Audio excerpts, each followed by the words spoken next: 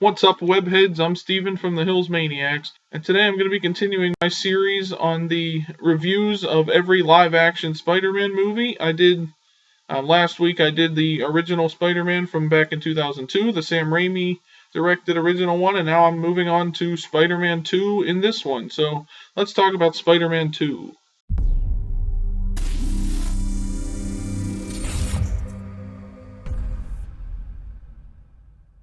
Now, if you didn't see last week's video, I explained why I'm doing this. It's because Spider-Man No Way Home will be coming out this year, at the end of this year in December. So with that movie having several crossovers from all these other Spider-Man villains, that we've seen, Green Goblin's going to be in No Way Home, and Doc Ock from Spider-Man 2, Sandman, and Electro from the Amazing Spider-Man series, as well as probably some villains from this Tom Holland Spider-Man in the MCU.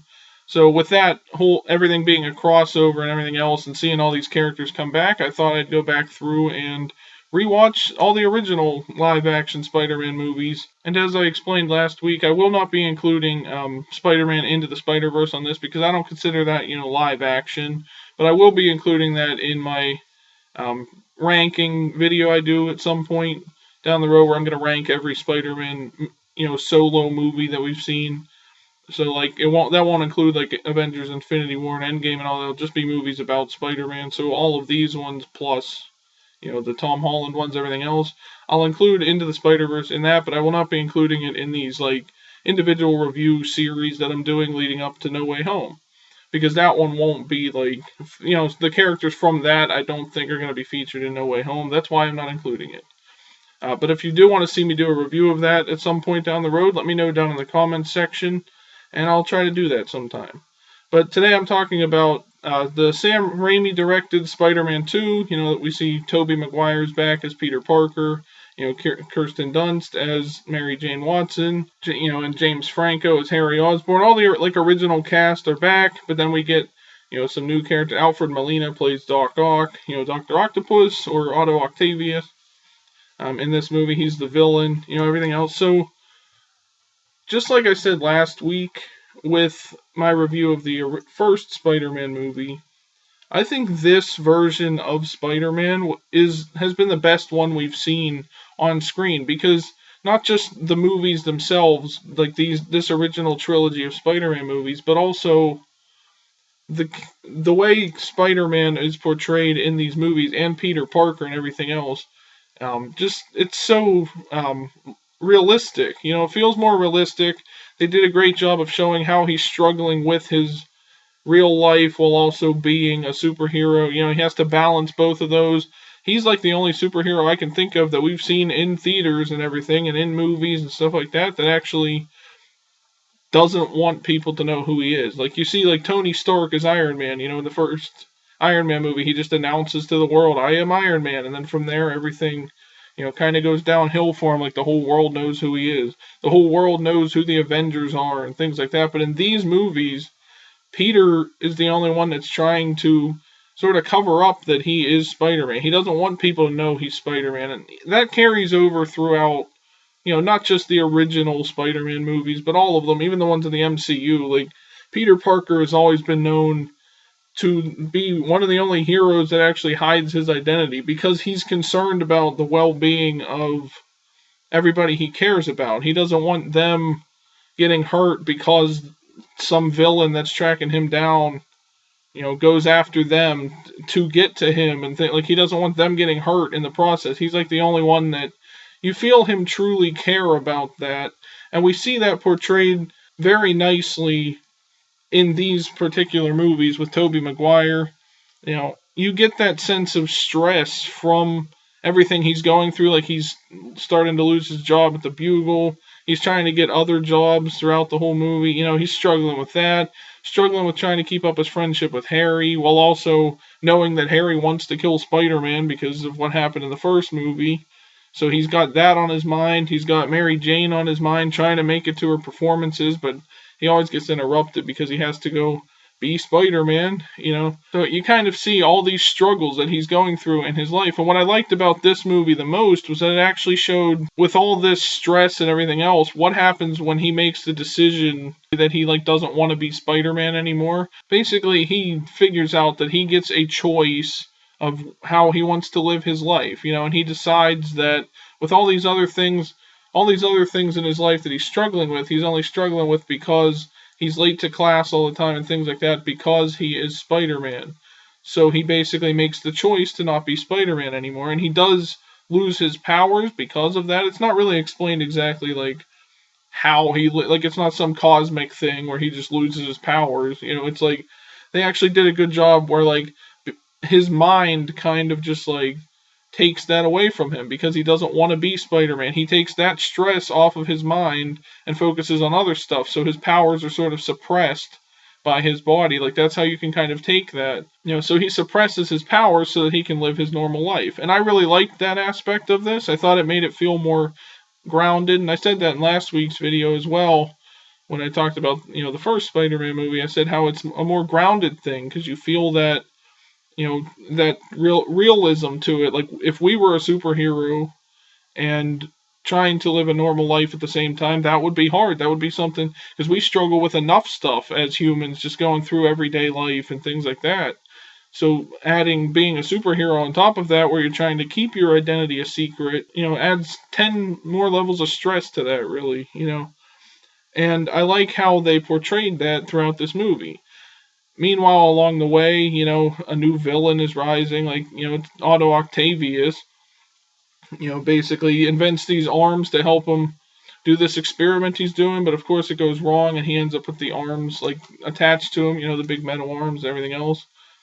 And I like that he's kind of also another father figure or mentor to Peter. Peter looks up to him, he's always wanted to meet him and everything else, and he gets to in this movie, but now he also has to battle him as Spider-Man when he goes crazy. It's you don't get those kind of feelings with any other hero, in my opinion, that we've seen, in movies and things like that. Captain America isn't stressing over, trying to fall in love while also, I mean, he does, I guess, but he's not trying, he doesn't want to not be Captain America. He's always going out and doing things for S.H.I.E.L.D. and everything else, being Captain America. But we see here with Peter Parker, he has to deal with all these things. That's all weighing on his mind, is that my mentor is now a villain. I have to battle him, but I don't want to, but he's hurting people. The same thing with Green Goblin in the first one. It was Harry, his best friend's father and stuff, and he looked up to him as well, and now he's a villain. This trilogy at least did a really good job with showing how that affects him, because every time he finally gets a new father figure in his life or whatever, his Uncle Ben was his father figure. He died in the first one, and so then kind of that was sort of handed off to Norman Osborn, because Peter looks up to him because he's his best friend's father and everything else, and then he dies, and now he got Doc Ock in this one. Peter has to battle him, so that's another stress level. This movie really showed how stressed out Peter is. He's got all this stuff going on in his life, and I thought that made it feel more real, and that makes it a whole lot better when it feels more real, and we can actually relate to Peter Parker and Spider-Man probably more than any other superhero. Just because, even Batman, it's just yeah, he's living it up in his mansion, whatever, but Peter Parker is that hero that's he has to live in an apartment because because he's not rich or anything like that. He doesn't have mansions or big fancy houses to live in and things like that. He's just this regular guy, and he's still that regular guy when he's Spider-Man, but he's just a bit stronger. It's he's never selfish and all that other stuff, and it showed all of that perfectly in this movie. I think the best scenes in this movie were his battles with Doc Ock. They had a couple of them in this one. I feel like they did more battle scenes in this one than there were in the first one too, because he didn't battle the Green Goblin too much in that one, honestly. But this one, he fought Doc Ock, I think at least 2 or 3 times. We see it on the side of a building once, but after he robbed a bank, They fight. I don't think I've ever seen a superhero movie where they like fight on the side of a building. Like they're both just clinging to the building, and they're fighting each other. Falling out off the building, but then climbing back up, or whatever, throwing pieces of the building at each other. I thought that was really well shot. The way that it was put together and everything else. The other fight scene that I really enjoyed was that the one on top of the moving train, like it's Doc Ock versus Peter, and then eventually Otto rips the brakes off of the train, so they can't stop the train, so it's moving at full speed and everything else, and then Peter has to stop the train somehow, and he shoots his webs all over the place and everything else to catch it, and he just barely catches the thing, and he's like in pain and everything else from it, and passes out. Like just the way he stopped the train and everything else just made it feel really cool to see, and it was a cool visual and everything else. I think it's cooler than just seeing someone, shoot lightning out of a hammer and stuff like that, like we see in the Avengers and everything. I think this really showed like what kind of a hero he truly is, and that even he's always able to assess like every situation he's in and figure out how to get through it, even if it's going to hurt him in the process or rip up his suit. His suit got ripped so many times in this movie, or got little cuts on it and everything else. I think it's kind of hilarious because like I can imagine him just sitting at home like sewing the thing, back together, or building a new one, whatever. But I mean that part as well just makes it really realistic because he's always feeling the pain from being Spider-Man. You see when he has cuts, the cuts stay on him through the whole movie or whatever, scars and everything else. His suit he has to fix up. I haven't really seen any like plot holes or inconsistencies in these movies, and that's what makes it so perfect. Um, and just the love story continues from the first one, with Peter and Mary Jane. Like, she's questioning why he's never on time or he's never there for her, and he kind of has to tell her that he doesn't love her so that she'll move on. And then she's now getting married to this other guy, and he's got that weighing on his mind and everything else. And then by the end of the movie, she does find out that he's Spider-Man, and she kind of understands why he can't be with her. But then she decides she's willing to take that risk, and they end up, kissing at the end and everything else. And then that leads into the third movie. I thought they do that really well, just continuing on with that whole.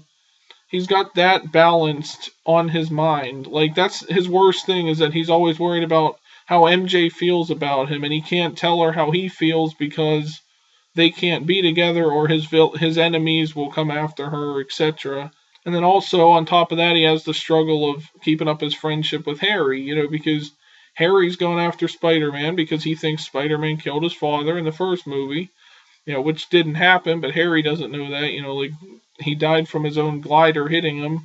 I mean, in a battle with Spider-Man, I guess, but, and Harry's got vengeance on his mind. He just wants to kill Spider-Man. He even recruits Doc Ock in this movie to find and bring Spider-Man to him in exchange for the thing he needs to build the machine and the weapon he's trying to build. So he's got this vengeance on his mind, and I like that carried over from the first one. And then when he finds out that Peter is Spider-Man by taking off Spider-Man's mask, he now has to decide if he still wants to kill Peter. Like, he's like, you killed my father, like, why would you do that? And you lied to me. You've been telling me, Spider-Man is this other person, all this other stuff. So now that's on Harry's mind, and Peter has to worry about Harry trying to kill him every chance he gets now, which we do see in the third movie a couple times. We'll get into that next week when I review that one. So that kind of, complicates his friendship with Harry and everything else, as if it wasn't already complicated. Now Harry knows he's Spider-Man, and we do see Harry kind of goes on the decline at the end. Like, he starts to hear his father talking to him, just like Norman did in the first one. He heard the goblin part of him talking to him, and he kind of goes crazy and became the Green Goblin. Well, now Harry has found his father's secret lab where the glider was, and his mask and everything, and the pumpkin bombs and all that stuff. So, and that does tie into the third movie where Harry, like, becomes the new Green Goblin, basically. So you can see all these different things weighing on Peter's mind. And like I can't even imagine how stressful that is, because like everyone that he cares about either is becomes a villain or is in danger all the time, and or he has to like keep his friendship with them while also trying to keep it. So he's got all this stuff on his mind at once, and they did a really good job of portraying that. All in all, if I were to like rank this movie, I'd say it was a perfect superhero movie, just because you have that realism in there, the realism factor, and it did a good job tying into the next movie. Like the story just flows throughout. It's like one. If you would watch all three of them back to back, you'd feel like it's one big movie. That's what they did a really good job. Everything stays consistent throughout. But let me know what you guys think of the original Spider Man 2 down in the comments section. And also, be sure to like this video and subscribe for more. And stay tuned. I'm going to be reviewing every live action Spider Man. That includes, the first three Sam Raimi Spider Mans, the two Amazing Spider Man movies, and all three of the MCU Tom Holland Spider Man movies. So if you're a fan of Spider Man or just Marvel movies in general, then keep an eye out for those videos. Next week, I will be talking about Spider Man 3. So thank you for watching this video, everyone, and I'll see you in the next one. Subscribe.